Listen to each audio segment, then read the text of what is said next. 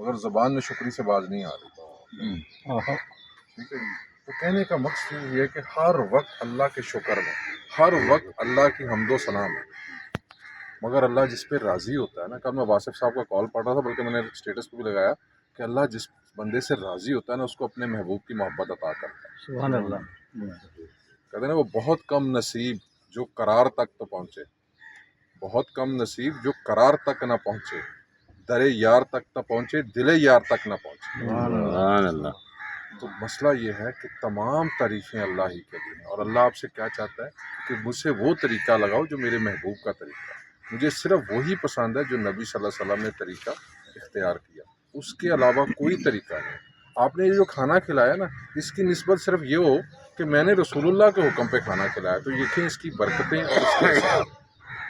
گھر مہمان آئے تو منہ پہ تیوری نہ لگاؤ، اس لیے کہ کھانا کھلانا رسول اللہ کا حکم ہے. اللہ نے سورۃ الدہر میں فرمایا یتیموں مسکینوں کو کھانا کھلایا جائے، اور پھر نبی صلی اللہ علیہ وسلم کی جو مدینے کی حدیث ہے کہ سلام کو عام کرو، کھانا کھلاؤ، رشتہ داریاں جوڑ کے رکھو. سب سے مشکل معاملہ رشتہ داروں کے ساتھ نپٹنا ہے. سبحان اللہ. اور کوئی شخص اگر اس میں کامیاب ہو جاتا ہے تو وہ سمجھے کہ کامیابی اس کے دروازے پہ کھڑی ہے، کیونکہ وہ کھائے گا بھی اور آگے سے آنکھیں بھی نکالے گا، وہ گلے اور شکوے بھی کرے گا.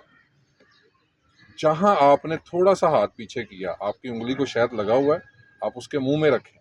جہاں آپ نے ہاتھ پیچھے کیا وہ ناراض ہے. ہمارے لیے کیا کیا؟ بچے آپ کے کہیں گے ہمارے لیے کیا کیا؟ رشتہ دار دیکھا ہے جی ہمارے وقت آیا تھا تو مدد نہیں کی، ممکن ہے آپ کے حالات نہ ہوں. تو کہنے کا مقصد یہ ہے کہ رشتہ داری جوڑ کے رکھنے کا اتنا سخت ہے، جو شخص رشتہ داری کاٹے گا وہ جنت میں نہیں جائے گا.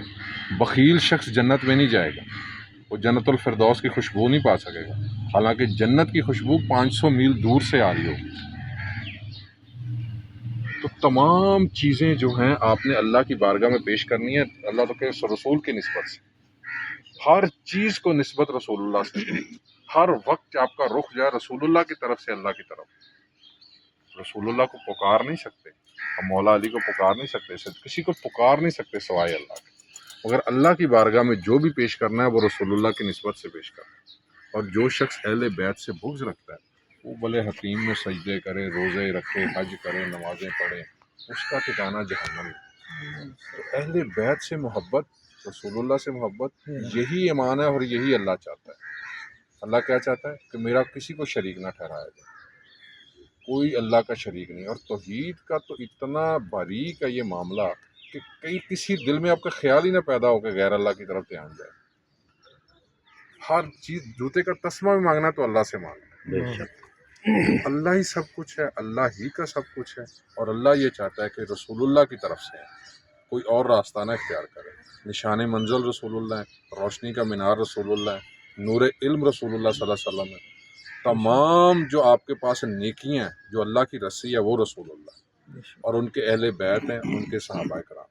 اور اس رات کو انہوں نے احمد رضا خان بریلوی صاحب کی کتنی تعریفیں کی، حالانکہ جو ہمیں بتایا جا رہا ہے تو ہم تو ان کے بغض میں مبتلا ہیں کہ ان کی کتابوں کا ترجمہ عربی میں بھی ہو رہا ہے، فارسی میں بھی ہو رہا ہے، اور ابھی تک وہ لگے ہوئے ہیں، عرب ترجمہ کر رہے ہیں ان کا.